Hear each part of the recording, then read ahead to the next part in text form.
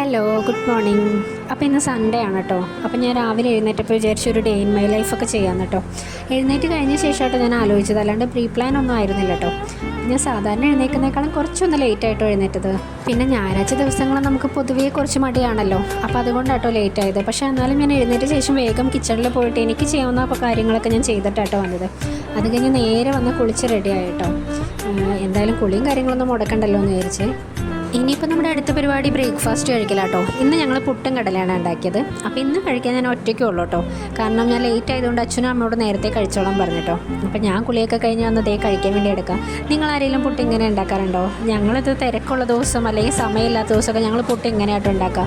Idli തട്ടൊക്കെ use ചെയ്തിട്ടാട്ടോ ഞങ്ങളിത് ഉണ്ടാക്കുക. അപ്പോൾ അതിൻ്റെ മുകളിലൊരു പാത്രം ഉണ്ടല്ലോ, ആ പാത്രത്തിൽ നമ്മുടെ തേങ്ങയും ഈ പുട്ടിൻ്റെ പൊടിയും എല്ലാം കൂടി മിക്സ് ചെയ്തിട്ട് ശരിക്കും ആ പുട്ടിൻ്റെ പരുവത്തിൽ കുഴച്ചിട്ട് ഇതിൽ പൊത്തി വെക്കുവേ. എന്നിട്ട് ആവി കയറ്റുമ്പോൾ ഒറ്റയടിക്ക് നമ്മുടെ പുട്ടുകണയിൽ പല പ്രാവശ്യം നമ്മൾ ഉണ്ടാക്കണേക്കാളും ഒറ്റയടിക്ക് നമുക്കത് ആയി കിട്ടും കേട്ടോ. അപ്പോൾ അങ്ങനെയാട്ടോ ഞങ്ങൾ ഇന്ന് ഉണ്ടാക്കിയേക്കുന്നത്.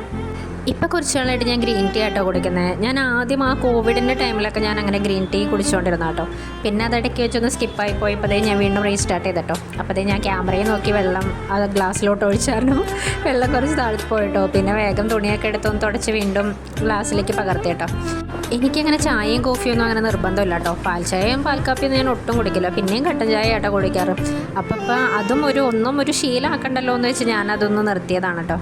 അപ്പോൾ ഇനി നമുക്ക് ഫുഡ് കഴിച്ച് തുടങ്ങാമല്ലേ. അപ്പോൾ ഞാൻ ടേബിളിൽ കൊണ്ടുവച്ചിട്ടുണ്ട്. അപ്പോൾ ഞാൻ സ്റ്റാർട്ട് ചെയ്യാൻ വേണ്ടി പോവാണ്. ഇന്ന് ഞാൻ ഒറ്റയ്ക്കാണ് കേട്ടോ കഴിക്കുന്നത്. അല്ലെങ്കിൽ പൊതുവേ ഞാൻ സൺഡേസിലായാലും എല്ലാ ദിവസങ്ങളിലും ഞാൻ അച്ഛൻ്റെ അമ്മയുടെ ഒപ്പം ഇരുന്നാണ് കഴിക്കാറ്.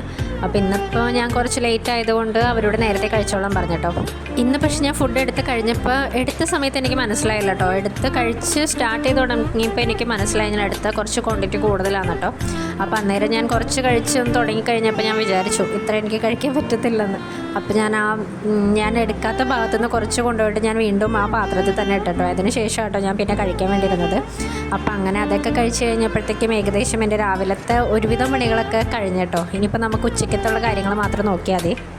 അങ്ങനെ ബ്രേക്ക്ഫാസ്റ്റൊക്കെ കഴിഞ്ഞപ്പോൾ ഞങ്ങളൊന്ന് പുറത്ത് വന്ന് വിചാരിച്ചിട്ടോ. പുറത്ത് പോകണം വേറെ ഒന്നുമില്ല കേട്ടോ. നമുക്ക് കുറച്ച് മീനൊക്കെ മേടിക്കാനുണ്ടായിരുന്നേ. അപ്പോൾ ചേട്ടൻ പറഞ്ഞു എന്നാൽ പിന്നെ റെഡി ആവാൻ നമുക്ക് പുറത്ത് പോകാമെന്ന് പറഞ്ഞ്.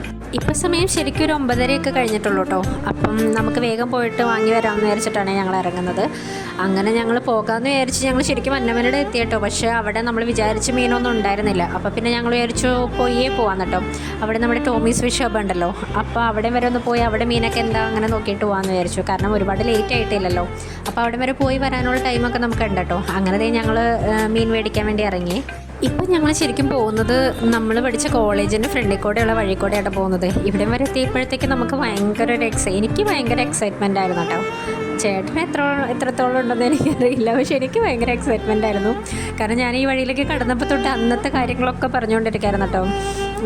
നമ്മളെന്നും ക്ലാസ്സൊക്കെ കഴിഞ്ഞിട്ട് 3 ഫ്രണ്ട്സായിട്ട് നടന്നാട്ട് വരുന്നത്. അപ്പോൾ വരുമ്പോൾ ഒരു വളവിലൊരു കടയുണ്ട്. അപ്പോൾ അവിടെ നിന്ന് ഇന്നും ഞങ്ങൾ ചട്ട്പട്ട് മേടിക്കും. അപ്പോൾ ആ ചേട്ടൻ പാല് കൊണ്ടുവരുന്ന സമയമായിട്ടുണ്ടെങ്കിൽ മാത്രമേ കട തുറന്ന് ഞങ്ങൾക്ക് കിട്ടുള്ളൂ.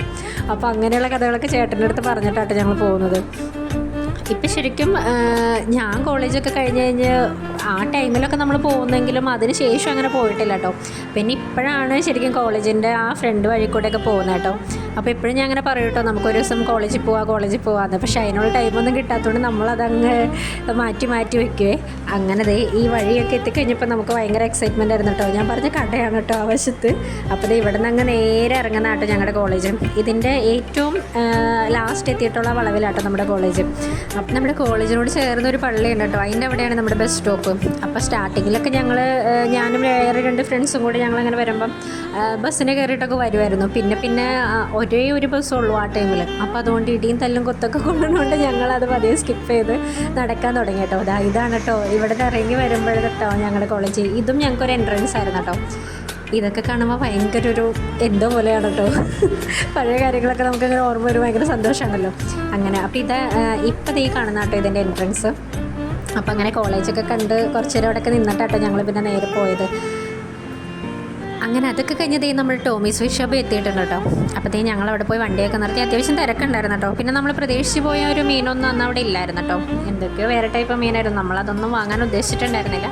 എന്തായാലും വന്ന സ്ഥിതിക്ക് കുറച്ച് നേരം നോക്കി നിൽക്കാമെന്ന് വെച്ച് ഞങ്ങൾ കുറച്ച് നേരം മീനുകളൊക്കെ നോക്കി കേട്ടോ. കാരണം നമുക്കറിയാൻ പാടുള്ളതും നമ്മൾ കാണാത്തതുമായിട്ടുള്ള കുറേ മീനുകളൊക്കെ ഉണ്ടായിരുന്നു കേട്ടോ.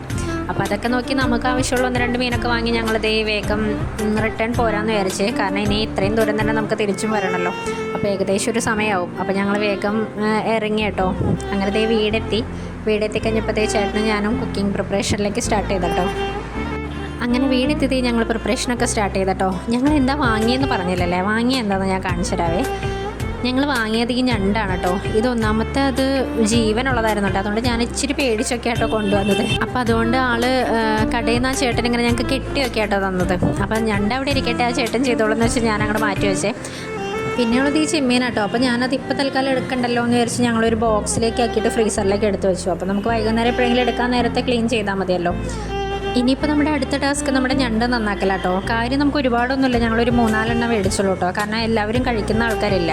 അപ്പോൾ അതുകൊണ്ട് ഞങ്ങൾ വളരെ കുറച്ച് മേടിച്ചുള്ളൂ. പിന്നെ ഇത് നന്നാക്കാനായിട്ട് എനിക്ക് നന്നായിട്ട് അറിയാം. അതുകൊണ്ട് വലിയൊരു ബുദ്ധിമുട്ട് പ്രശ്നങ്ങളൊന്നും ഇല്ല കേട്ടോ. അങ്ങനെ അതൊക്കെ ക്ലീൻ ചെയ്ത് വന്ന് ഞങ്ങൾ റോസ്റ്റ് ചെയ്യാൻ വേണ്ടി റെഡി ആക്കണം കേട്ടോ. അപ്പോൾ ആദ്യം ഒന്ന് ജസ്റ്റ് ഒന്ന് ഫ്രൈ ചെയ്തിട്ടാട്ടോ ഞങ്ങൾ റോസ്റ്റ് ചെയ്യുന്നത്. അപ്പോൾ പിന്നെ ഉച്ചക്കത്തേക്ക് അത് മതിയല്ലോ എന്ന് വെച്ച് ഞങ്ങൾ സെറ്റാക്കാൻ വേണ്ടി തുടങ്ങി കേട്ടോ. അപ്പോൾ ഫ്രൈ ആക്കാൻ വേണ്ടി ഞാൻ ആദ്യം ഒന്ന് ഫ്രൈ ആക്കിയിട്ടാട്ടോ റോസ്റ്റ് ചെയ്യാറ്. കാരണം എന്താ വെച്ച് കഴിഞ്ഞാൽ ഇതിന് നല്ല ഷെല്ലുള്ളത് കാരണം ചിലപ്പോൾ ഉള്ളിലേക്ക് അതിൻ്റെ കൂട്ടൊന്നും പിടിക്കത്തില്ല. അപ്പോൾ അതുകൊണ്ട് ജസ്റ്റ് ഒന്ന് നമ്മളൊന്ന് മാരിനേറ്റ് ചെയ്ത് വെച്ചിട്ട് ഫ്രൈ ആക്കി കഴിഞ്ഞാൽ പെട്ടെന്ന് അതിൻ്റെ ഉള്ളിലേക്കൊക്കെ പിടിക്കും കേട്ടോ. അതുകൊണ്ടാട്ടോ പിന്നെ അങ്ങനെ ചെയ്യുന്നത്. അപ്പോൾ ഞങ്ങൾ നന്നാക്കിയ ശേഷം വേഗം ഒന്ന് മസാലയൊക്കെ പറ്റി കുറച്ച് നേരം ഒന്ന് ഫ്രിഡ്ജിൽ വെച്ചോളൂ കേട്ടോ. ഒരുപാട് സമയമൊന്നും വെച്ചില്ല. അപ്പോൾ അതൊക്കെ കഴിഞ്ഞതേ ഞാനത് ഫ്രൈ ചെയ്യാൻ തുടങ്ങി. അപ്പോൾ ഫ്രൈ ചെയ്യുന്ന സമയത്ത് ചേട്ടൻ വേഗം ഉള്ളിയും തക്കാളിയൊക്കെ അരിഞ്ഞ് തന്നിട്ടോ. അപ്പോൾ നമുക്ക് റോസ്റ്റ് ചെയ്യാൻ വേണ്ടി അധികം സമയം എടുക്കുമല്ലോ.